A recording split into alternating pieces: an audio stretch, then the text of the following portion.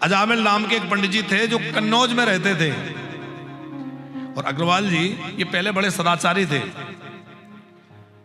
लेकिन जीवन में एक बार भी यदि हम गलत संगत में पड़ जाएं तो कैसे जीवन नष्ट होता है, ये अजामिल के प्रसंग से पता चलता है।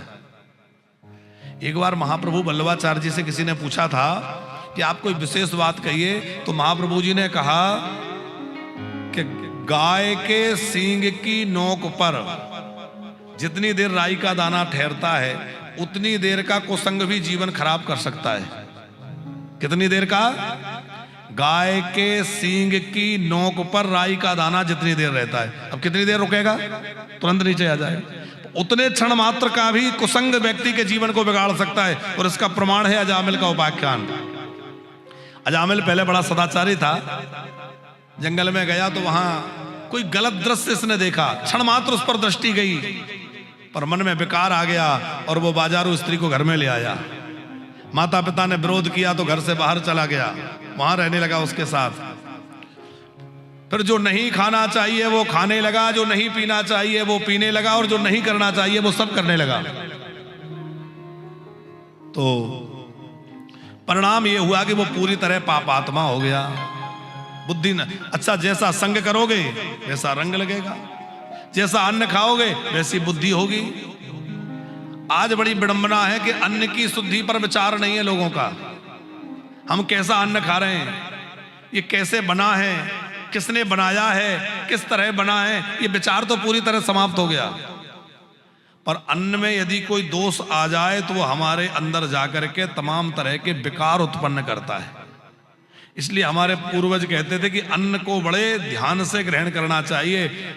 और एक ध्यान रखना कि अन्न जब भी ग्रहण करो तो भगवान को भोग लगा के। आप भोग लगा देंगे तो वो फिर अन्न नहीं रहा, वो क्या बन गया? उसमें कोई दोष होगा भी तो अब वो भगवान का प्रसाद बन गया। पर भगवान को भी हर कुछ भोग मत लगा देना। हाँ, कई लोग फ्रूटी का ही भोग लगा रहे हैं। महाराज जी हम जो खाते वही भोग लगा देते। अरे वो तो ठीक है, पर भैया ये तो विवेक रखो कि भगवान को क्या चढ़ना चाहिए। है? तो एक और परंपरा आजकल चली है कि अब यहाँ तो खैर देखने को नहीं, हमारे वृंदावन में बहुत मिलता है कि ठाकुर जी को टोकरी में लेके लोग डोलते रहते हैं। ये एक परंपरा चल गई लोगों की। परंपरा क्या, फैशन मान लीजिए अग्रवाल जी। हम ज्यादा ऊंचे भक्त दिखेंगे ना, ऊपर डलिया में भगवान लेके घूम रहे हैं, ये भी बहुत अच्छी बात नहीं है। हो सके तो इस काम से बचिए। ठाकुर जी की सेवा खूब भाव से करिए। जब भी अपने घर से निकले तो ठाकुर जी को प्रणाम करके उनसे मिलके जाइए कि देखो अब हम जा रहे हैं, आप आराम से विराजना, ये जल रखा है, ये प्रसाद रखा है, आप पा लेना, हम जा रहे हैं। जब लौट के आए तो सबसे पहले किससे मिले? जब लौट के अपने घर में आए तो बच्चों से, पत्नी से, परिवार से बाद में मिले। सबसे पहले अपने ठाकुर जी को जाकर मिले कि देखो मैं आ गया, आप ठीक हैं? भगवान से पूछे कि आप ठीक हैं? हम आ गए। बड़े प्रसन्न होंगे। पर आप डलिया में लेके घूम रहे हैं, अब आप कुछ खा रहे हैं तो मुंह झूठा है। कभी आपके वस्त्र अपवित्र हो गए, कभी किसी का कपड़ा छू गया, कभी कोई बात हो गई। तो इस तरह से देखो, वो लाला हैं, हमारे गोपाल जी हैं, बड़े प्यारे हैं, ये सब बात ठीक है, पर वो परम ब्रह्म है, परमात्मा है, इस बात को भी नहीं भूलना है। भाई कोई विशेष व्यक्ति सामान्य हो जाए तो उसकी विशेषता थोड़ी, हमारे साहब बैठे हैं, अब ये कितने ही सहज हो जाए परिवार के साथ एकदम घुल मिल गए। वो हमें तो बाद में पता चला कि वो नाम उनका जो वो वाला नाम है जो हमने पहले दिन कह रहे थे, बोले आप तो इन्हीं के नाम का वो कर रहे हैं। तो हमने कहा हमें क्या पता था। पर आपकी सहजता, कितने सहज रहते हैं, पर सहजता का कोई अर्थ गलत लगाए और फिर अरे ऐसे ही है, तो ऐसा तो नहीं है। व्यक्ति सहज है, उसका स्वभाव है। तो हमारे ठाकुर जी बड़े भक्तों के लिए सहज बन जाते हैं, भोले बन जाते हैं, सामान्य बन जाते हैं। ये प्रभु की कृपा है। लेकिन वो है तो अनंत कोटि ब्रह्मांड नायक परात पर परमेश्वर हैं। इसलिए भैया इस बात का भी ध्यान सदा बनाए रखना चाहिए। तो हम आपसे नाम की महिमा में अजामिल की चर्चा कर रहे थे। अजामिल ने गलत दृश्य देखा, पूरा जीवन नष्ट हो गया। और जब मृत्यु का क्षण आया तो यमराज के दूत उसको पकड़ के खींचने लगे। यमपास में पकड़ के खींच रहे थे तो वो अपने बेटे को बुलाया। अच्छा, संतों के कहने से इसकी पत्नी ने इसके पुत्र का नाम नारायण रख दिया था।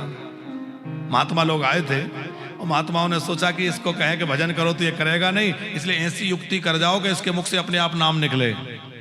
इसकी पत्नी से कहा, देवी ऐसा करना, अपने होने वाले बच्चे का नाम नारायण रख देना। वो बोली, इससे तुम्हें क्या मतलब? अरे देवी रख दोगी तो भला ही होगा। और महात्मा तो कल्याण की कोई ना कोई रास्ता निकाल जाते हैं। अब वो इतना प्रेम अपने बच्चे को करता, दिन में 10-50 बार तो बेटा नारायण, बेटा नारायण। और मरते समय जब यमराज के दूत प्राणों को खींचने लगे, अच्छा एक ध्यान रखना कि जब प्राण खींचने यमराज के दूत आते हैं वो किसी को और को नहीं दिखते, पर जिसको लेने आए उसको दिखते हैं। भयंकर काले काले, बड़ी बड़ी दाढ़ें, भयंकर उनके बाल, गोल गोल आंखें। आप देखिए जिसके प्राण निकलते हैं कभी कभी वो मलमूत्र त्याग कर देता है। क्यों? इतना अधिक डर जाता है कि उसको मलमूत्र निकल जाता है। और एक और ध्यान देने की बात है कि किसके प्राण कहां से निकले हैं।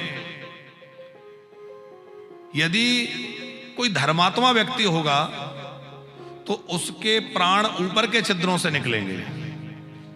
कई बार प्राण निकलते समय आंखों से कुछ ऐसा आ जाता है, आंखें खुली के खुली रह जाती हैं, ऐसे व्यक्ति देख रहा हो तो समझो आंखों के मार्ग से प्राण निकले। कभी मुख से एकदम कुछ आएगा, मुख खुला रह जाएगा, कभी नाक से हरा हरा पानी आ जाएगा, तो कभी कान से। योगियों के प्राण ऊपर ब्रह्मरंध्र से निकलते हैं और पापियों के प्राण नीचे के छिद्रों से निकलते हैं। यमराज के दूत जब पकड़ के खींचते हैं तो मलमूत्र त्याग करते हुए व्याकुल होते हैं, झटपटाते हैं। यमराज के दूतों के कारण व्याकुल होकर वह अजामिल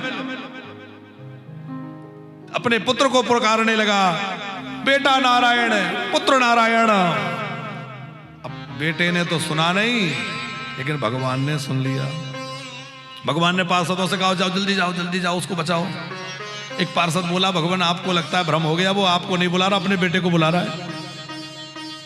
भगवान बोले, लगता है तुम बड़े समझदार हो गए।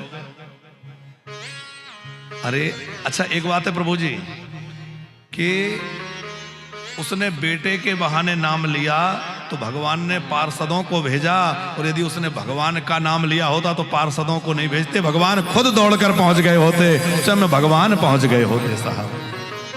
और ये नाम की महिमा नहीं है, ये नामाभास है कि किसी प्रकार मुख से नाम निकल जाए तो इतना बड़ा कल्याण होता है, और यदि प्रेम से नाम लिया जाए तो उसका तो फिर कहना ही क्या है। क्या हुआ?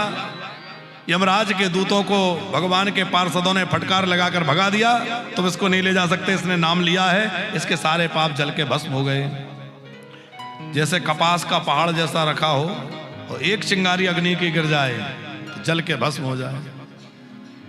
यमराज के दूत बोले, इसने कोई प्रेम से नाम थोड़ी लिया है। भगवान के पार्षद बोले, अच्छा ये बताओ, अग्नि को कोई जानबूझकर छुए वो तो जलता है, वो अनजाने में छू जाए तो वो नहीं जलेगा। जहर को कोई जानबूझकर पीता है वो तो मरता है, और अनजाने में पी जाए तो भी मर जाएगा।